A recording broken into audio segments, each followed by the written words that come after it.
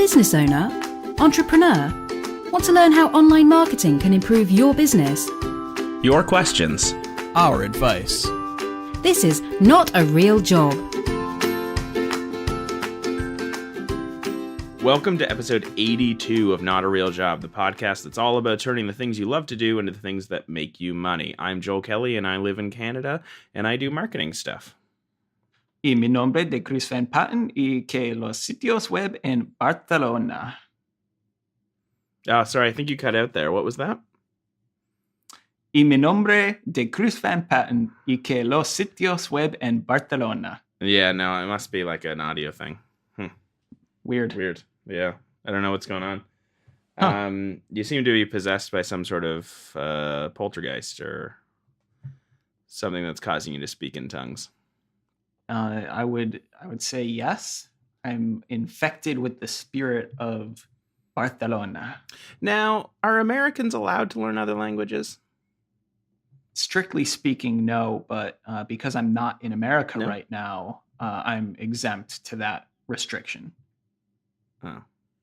It's only when you're in the country. So you're not in the country? I'm not. I'm in Huh. Barcelona. I don't know what that is. What is that? There's nothing called Barcelona. That's not a place. So where are you really, and why are you doing this? I mean, I think it's only for hopefully tonight that I'll be recording from here. I mean, really, we could have recorded from that cafe that I was at earlier when we spoke. If we had just done it a couple hours earlier during what is the day here, it would have been fine. So what time is it there now? 8:42. And you're not PM. out partying with Spaniards? Not tonight, no. It's supposed to be very nice tomorrow, like in the 70s Fahrenheit. So I've decided to have an early night so I can enjoy as much of the warmth tomorrow as I can. Ugh. That sounds amazing. Now, have you fallen in love with some local women yet? All of them. All of them, of course, all of them. Obviously. Sure. I'm a romantic, you know? I yeah. like to feel things. Like boobs and butts. I didn't say that. Okay. I already got my terrible things out last week. Yeah, you were pretty sexist last week. And you are this week, so It's my turn. We we go back go. and forth. just like the intro. Ladies. So, Mhm. how's it going? It's going good. Well, let's back up a second. All What right. are you drinking? I got some whiskey and cola. What are you doing? Excellent. I have a cheap rosé wine, and by cheap I mean like €2.75, which is like right around $3, Like $3.25 $80 to $90. in Canadian dollars. Yeah. Yes. Yeah. Man, that's like the one thing that, I mean, not the one thing. There are many things, but wine is so cheap here. Look, It's like disgustingly cheap. Canadians go to America and talk about how cheap the alcohol is. Once you get to Europe, yeah, it's freaking insane. They got their priorities straight over there. Oh, Let's face it. absolutely. Totally. I mean, especially in Spain where, you know, they wake up at 10, Mm-hmm. they take a mid-afternoon nap, Mm-hmm. and then they're out late. Like, and Is then this they repeat the racist? cycle the next day. No, this is totally true. So they're a lazy folk. a what folk? Lazy? That's what you're saying? No, I did not say that. What I'm saying is that they appreciate the value of a good sleep, Mm. like myself. Hmm. Now, I would characterize myself as lazy. I'd be happy to do that. Right. Is there echo here? There's probably going to be a ton of echo. I mean, we can't worry about the audio quality. There's no room for us to worry about that. True. So you're having an adventure, and not to make it all about me, but I had a bit of an adventure recently. Now, is this the one that you just arrived back from today, or is this a Correct. different adventure? This I is didn't know. the I'm sure very you'd same. mentioned it at some point, but No. I didn't know you were going to be out of town. What's going on? Talk to me, Joel. I went skiing. I Went what? skiing. I strapped metal things to my feet and slid down a hill. I don't follow. I know. I didn't know it was a thing either. I thought it was a myth.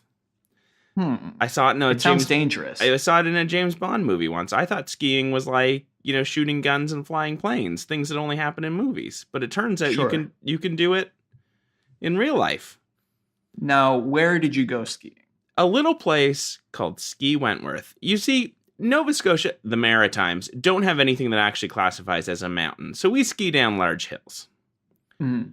Which, I mean, to me, that sounds a lot safer. Oh, super safe. So yeah, Leah and I, and another couple went, we left, the house, at like 9-ish a.m. yesterday morning, drove for about 2 hours, took a lesson, did an afternoon of skiing, and then we went to a cottage and, drank all of the booze, all of it. Now, you say you took a lesson, so this is. Yep. I mean, I know this to be true. I'm just Yep. stating this for our listeners. This means that you have never done this before. I did it once or twice in junior high. Well, that doesn't count. It doesn't count at all.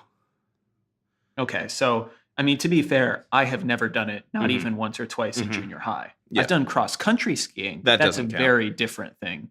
It's basically walking with big sticks on your feet. Exactly. That's like saying, yeah, I could probably be a long jump star. I mean, I walked once. Mhm. Yeah. So downhill skiing, Christopher. I mean, we call it hitting the slopes, us skiers. Sure. It's Those in the know. Yeah, I mean those who live the Bon Iver lifestyle. The alpine experience. Yeah, exactly. Those who drink Alpine beer, who get Rocky Mountain cold, and drink With a big Coors. beards. Yeah. I mean, downhill skiing. You can't. Yeah, it's not a sport, Chris. It's not even an activity. As you said, it is a lifestyle. And it's one to which I have. I've become acclimated to almost immediately. Do you know how many times I fell? Only 3 times. Tell me. Only 3. That's basically none. Only 3. So wait, okay. Mm-hmm. Did you really enjoy this? Or I you just actually enjoyed it a lot. But doesn't it qualify as physical activity? It does. I'm in an incredible amount of pain today. Every Wow. muscle in my body hurts a lot. Hmm. But it turns out I also love sliding down things quickly. So yeah, it's like skiing is like, you've heard of roller coasters. I have. I think you've got 1 or 2 in America. It's no Paramount Canada's Wonderland in Toronto, but you've got, Oh, what's the other one? There's one near Montreal. La Ronde, is that? La Ronde? Yes, exactly. I know La Ronde. It's not Upper Clements Park, which is in Upper Clements, Nova Scotia, that features Now, not to get into like a roller coaster Canadian- that I believe is called Woody. But anyway, go on. Well, not to get into Canadian theme parks, but there's a park safari near Montreal. I don't know if that's still a thing, but I went there as a kid, and it's crazy. There are giraffes and lions, and anyway, sorry. Back to your point. Oh, I think that was my point. I think my point was just let's talk about roller coaster minutia. coasters. Yeah, that's what this all was leading up to. Anyway, yeah, I slid down a hill real fast, fell a bunch of times, only the 3 though. Hurts a lot, but it was good. We went with Leah again, had only like skied when she was a kid. The other couple I went with, one was my friend Aaron, who I work with, and she used to ski like a lot many years ago. So she took to it quite well quickly, but her husband had literally never put skis on before. So it was mostly a beginners group, and we had a great time, and we rewarded ourselves with many wines after. It was good. Excellent. Yeah. Well, congratulations. I'm gonna hurt for a long time. I know that. Sure. much. Now, not to belittle your accomplishment, because I'm impressed that you left the house. Me too. Period. We all remarked that it was the longest we'd been outside in winter voluntarily for a long time. I mean, that's impressive. I will say. But Yep. I recently met somebody here in Barcelona, and this guy last weekend, I believe, or maybe the week before that. I don't know when it was. Doesn't matter. Point is, he went up to Andorra and skied by jumping out of a helicopter onto a slope and then kept sliding. Now that seems pretty crazy to me. No, I did that too, and I did a backflip and everything. Oh, nice. Yeah. Did a solid 1080. I did all. Yep. Yep. Excellent. No, I just, that's a cool story from him, and I'm sure he's super proud of himself, but we all do that. How else do you think we get to the top of the hill, Christopher? It's all helicopters. Sometimes jets. Sometimes we'll fly a jet up to the top, and we'll have to eject out of the jet, parachute down, and then ski from there. That's often what we have to do as well.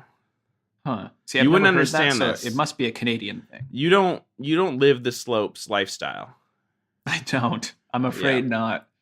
But now maybe I'll have to. Maybe I'll have to get in on the action. Yeah, I don't know. you're still living the pizza slice style. I'm doing the French fries over here. I'd rather stick with the pizza, to be honest. It's a little ski term. You wouldn't understand. Got it. I see.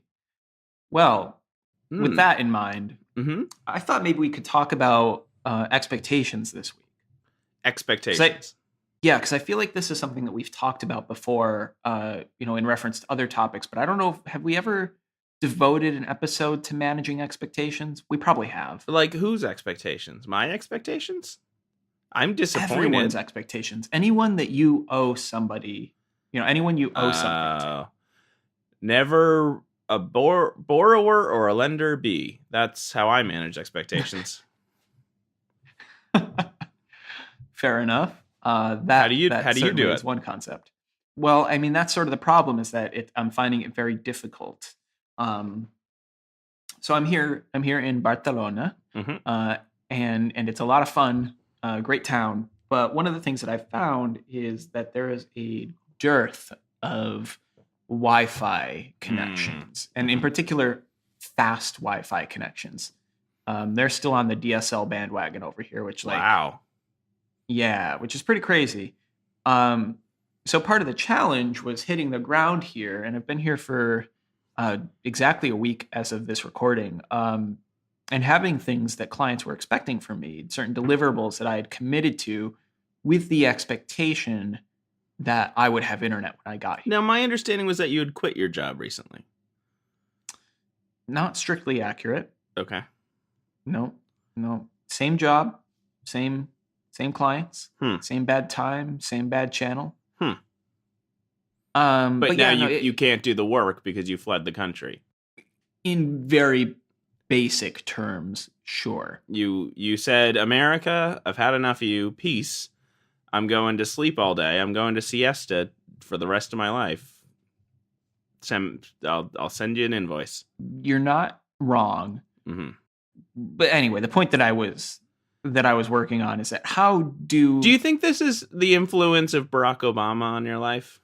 In what respect? Well, America's most socialist president, who you caught the bug, and now you realize that now that you're living the Obama lifestyle, you think you can just kind of fuck off and sleep for the rest. You already used up all your Obamacare on your butt disease, so that money's gone. So now you're going to Barcelona to leech off of them instead. Now, did you say Barcelona? I don't know what I'm saying. I have no. But Bartholomew A. Loma, Spain. Is it Barcelona? Nah, there's an N in there. There's an N there? I'm pretty sure it's Barcelona. Not quite. But anyway, so I mean, I suppose it's probably different for you being embedded in an agency rather than running one, but you still owe things to clients. Like, how do you make those promises? How do you say, when is something going to be delivered? And maybe, obviously things are a little different because you've got a staff and you've got a team, and, I have a very small one, but generally, the things that I'm slacking on right now, through no fault of my own, I would add. But like, how do you promise things to people? How do you manage that, those expectations? Yeah. What are your strategies? I guess you could just consider me a man of my word. So when I promise something to someone, I just do it. It's not as hard as you're making it sound. No, I understand what you're saying, and I'm just being a dick. That is your role on the podcast. Yeah, well, for this episode at least.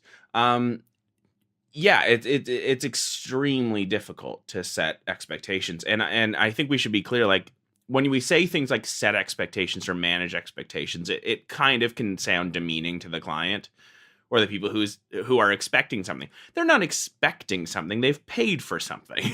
Like, it's Sure. their expectation is that they'll receive the thing they paid for, which, like when you go to Walmart to buy a new towel, the cashier is not setting expectations by putting it in the bag for you. They're just doing the thing you expected. No one should be impressed. Sure. And Yeah, I'm not sometimes saying that, they shouldn't have these expectations. These expectations are completely valid and totally legit. yeah. So you're probably getting to this, but And I'm just commenting on the common vernacular that we have in this business. I think we can, sure. the It way can be a we little icky. exactly the way we talk affects the way we think, not the other way around. And when we start talking about clients as if they're burdens or as if, and I'm not accusing you of this at all. It's just we in agencies and marketing and service industry in general, we have an internal jargon that can be frankly rude to people who completely honestly have sought out a partner and are paying for something. And sometimes the words we can use can suggest that they're doing something wrong by trying to pay us to do work for them. So that's the only reason I say that. It's like, I know we all talk about this internally, about setting expectations, managing expectations.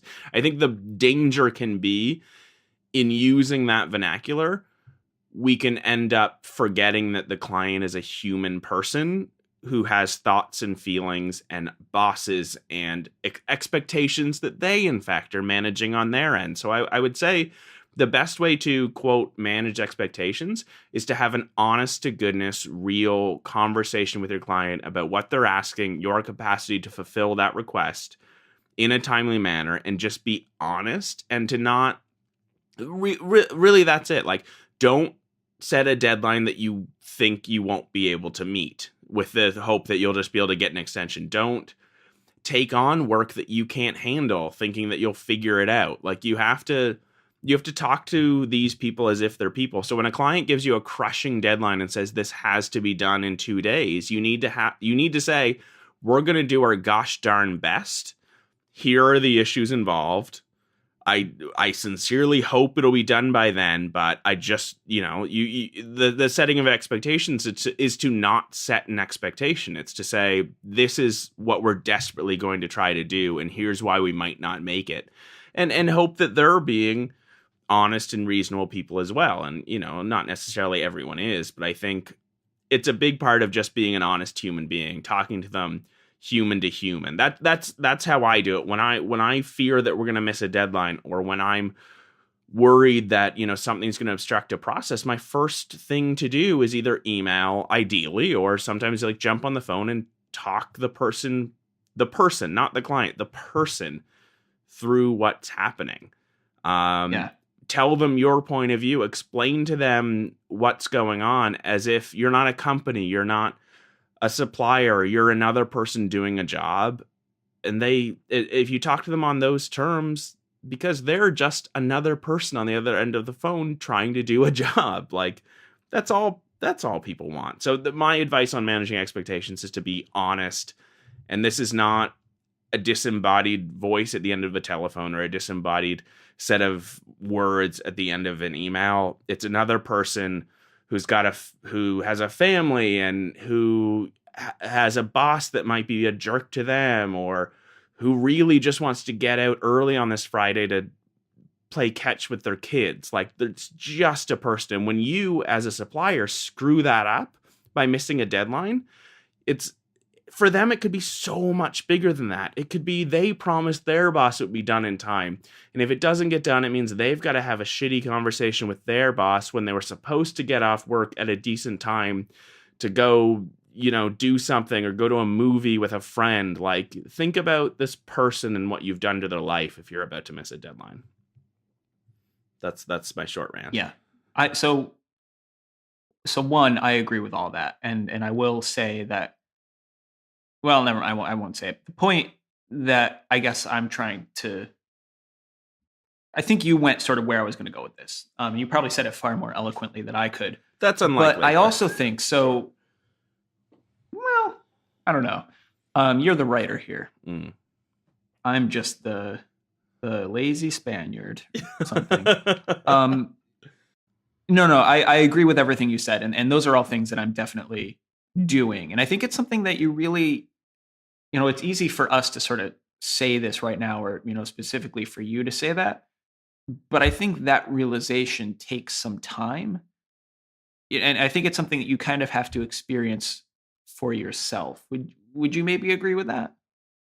Yeah, absolutely. You need to have experience. You need to have been on both sides of it. I mean, you need to hire someone and have them screw up for you to understand what it does. But yeah, absolutely. It takes time. I've been doing this for a long time. Totally. I agree. I think that's the number one thing. I think being on the other side is and sort of being self-conscious enough to realize that you're on the other side rather than just getting fed up for no, good reason. I think that's huge. I think that's sort of the number one thing, like understanding and having the empathy for that situation. So that's one thing. So yes, as a baseline, I agree with all that. Treat other people as, people, be open when something is going to go bad. What I would also say, and this is more, sorry to use the gross vernacular, but the managing expectations, this is more of the um, setting the expectations and being honest up front. I think, rather than waiting until a project is midway in to say, I don't think we're going to be able to make the deadline or whatever the case is there.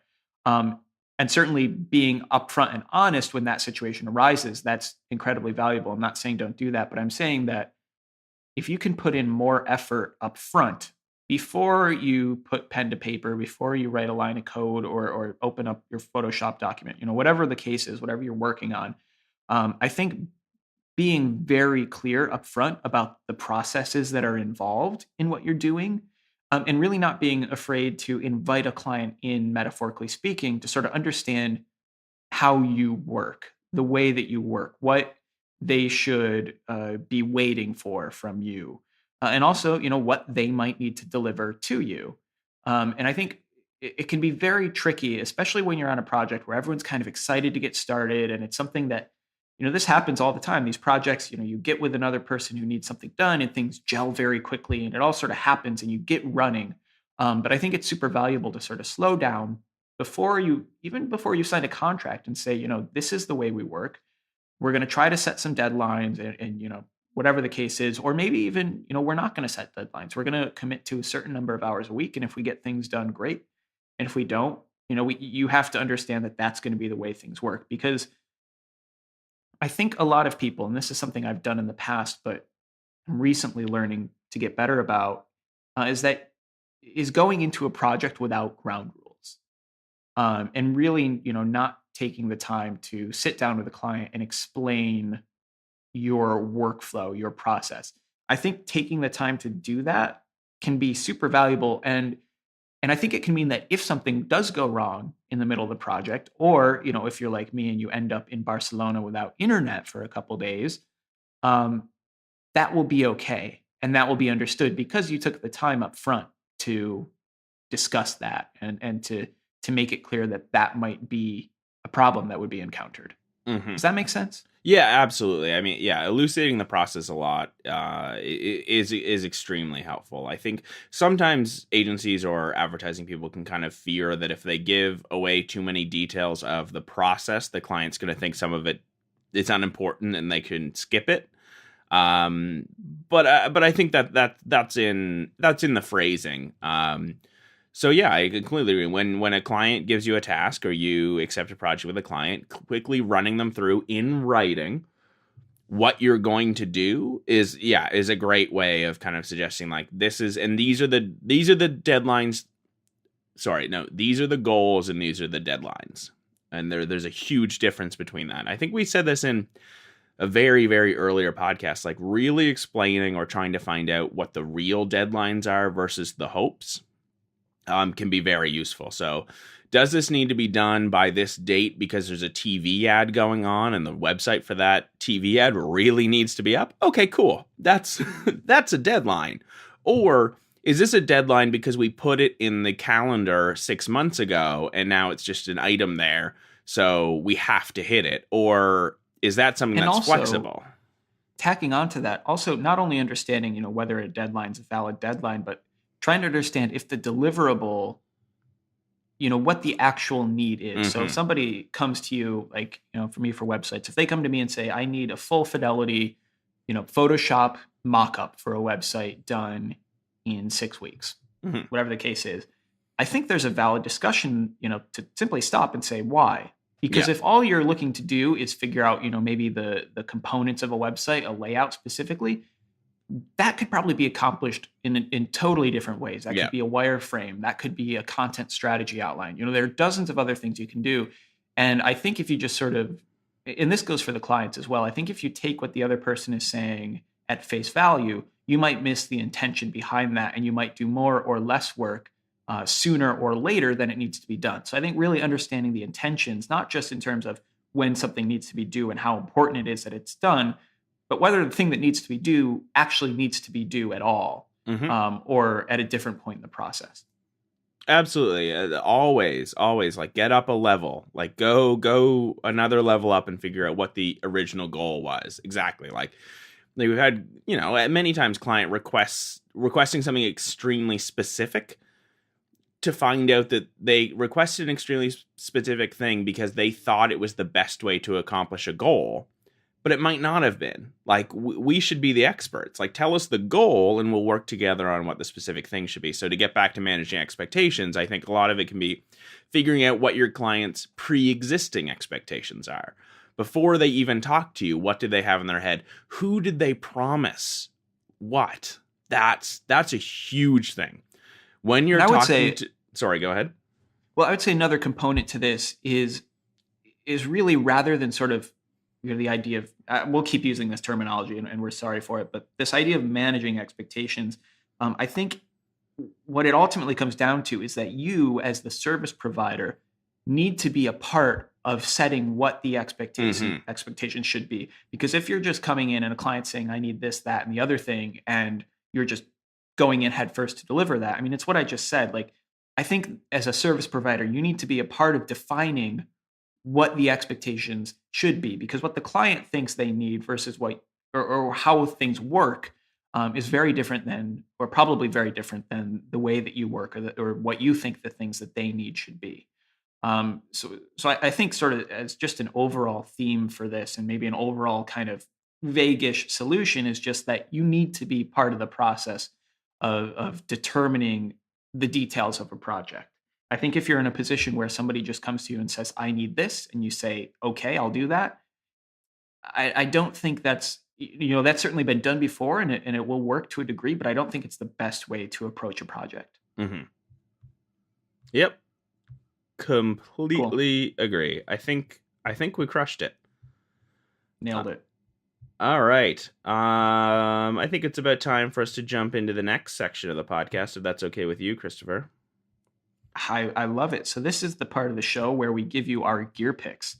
And these are things that we bought on Amazon that we love, things that we think you'll love as well. And if you go to our site, which is notarealjob.com, and either click into an episode show notes or go to our gear page, you'll be able to go in there and click the link, and it'll take you right to Amazon. You can buy it, and we'll get a small cut of the proceeds, which help us make the show. So what are you going to put in this week?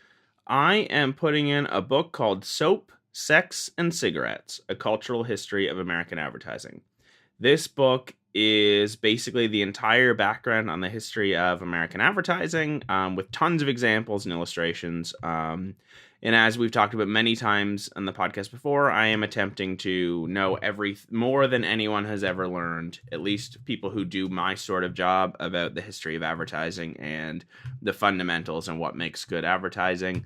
And this book is one of the things that I'm reading to learn everything there is to know, and to know more than anyone else. It's got only one review on Amazon, and it's a 1-star. But that's because the person said it was boring, and I'm sorry. I've read a bit of it so far, and I think that's more subjective than anything else. So I recommend it. It's fairly expensive, but for what is really a total compendium of the history of advertising, I think it's worthwhile. Excellent. Cool. So check that out. My pick this week is the GigSky SIM card. So tell me if this sounds familiar, Joel. You're traveling, you get to another country, and you don't have any cell phone service. Have you ever experienced this? Literally never, but go on. Literally never. Okay, I don't know. Sure. Anyway, the point is, this is a pretty common problem if you're a traveler. Sorry, the reason I said literally never is because you cut out completely, and all I heard was you're traveling and you have no cell service.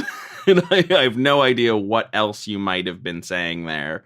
But I guess it did happen to me once. When I went to Amsterdam a couple years ago, I did get there and had no cell service. So it literally once, I guess, is the answer to my question. Yeah. Once. I apologize. I'll take it. Yeah. Asshole. Anyway, the point is, the GigSky SIM card is awesome. So you buy this on Amazon, as we will, provide the link in the show notes. You pop this thing into your phone, and then you download the GigSky app. Although I'm actually pretty sure the app is not necessary. I think you can do it on the web.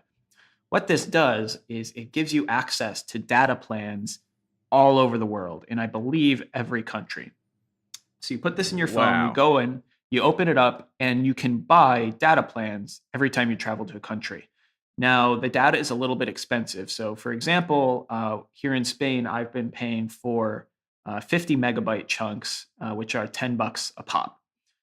So it's not great for long term, and I'm going to be switching to a regular style Spanish SIM card here that'll be a lot cheaper. But if you're in a situation like if you're in Europe and you're sort of bouncing around from country to country and you don't want to buy new SIM cards every time you land, this is a great option because without swapping out a SIM card, you can just go into another country, open your web browser, hit purchase on a chunk of data, and it's instantly provisioned and it will start working immediately. So it's a really cool way to be traveling and have cell phone data with you all the time. And for example, my flight had a stopover in Italy. So as soon as I landed in Italy, I plugged in the SIM card, I bought the data, and there I was in the Rome airport texting my parents just to let them know that, yes, I was alive. And the same when I got to Spain. I was able to turn on that data and then immediately get a Google map going and be on my way. So highly recommend this. This is fascinating. I wonder, does it work for I don't know, we can look into this, but my parents-in-law travel from Canada to Florida all the time, and getting data when they're in Florida is often a pain in the butt. So I wonder if this would work for them. Do you think it only works for Americans, or does it work for everyone? I think it works for anyone. I've used it in America, actually. When I first got it, I tested it, and you can buy United States data. So I think the only reason that you would do that is if you weren't a U.S. citizen. So I imagine that it does work. But yeah, it's really cool. I love it a lot, and I've gotten a lot of use out of it. So highly recommend it. The card itself is around $20, and then you pay for the data separately, but I think it's worth every penny. Neat. Well, that's super fascinating. I hope that'll work for them, and I hope, listeners, it'll work for you.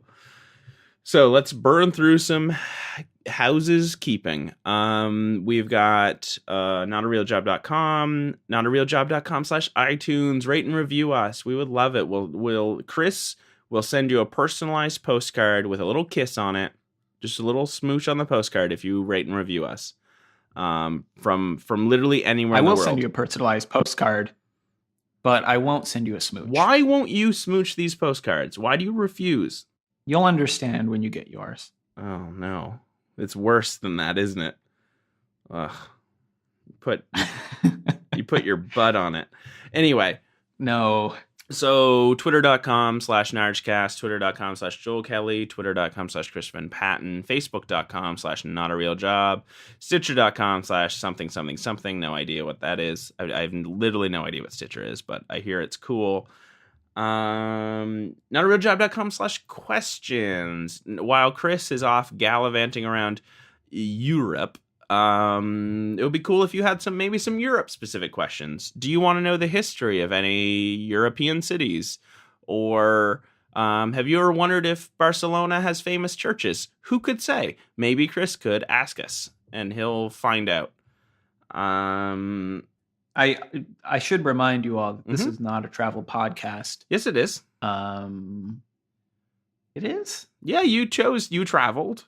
You made it a Travcast. podcast about. Are you going to travel soon? Are you coming to London? Is that still happening? I will be in London in and around April Uno, I believe we say.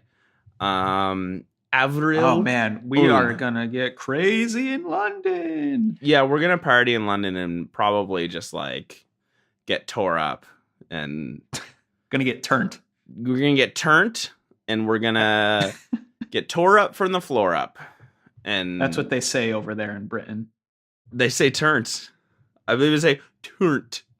That's my British accent. That's great. It's heavy on the Flawless. U, light on the R. Oh boy. So yeah, rate, review us. We love it. You'll get a postcard and maybe do we have any listeners in London? If you're in London, let us know. Maybe we'll throw a little meetup.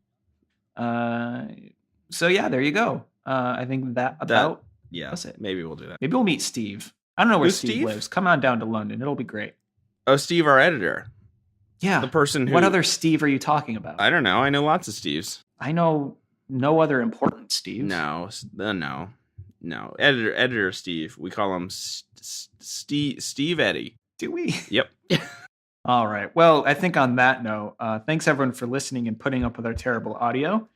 I guess we'll figure out a way to talk to you next week. Yeah. Bye, everyone. I love you. And Ciao.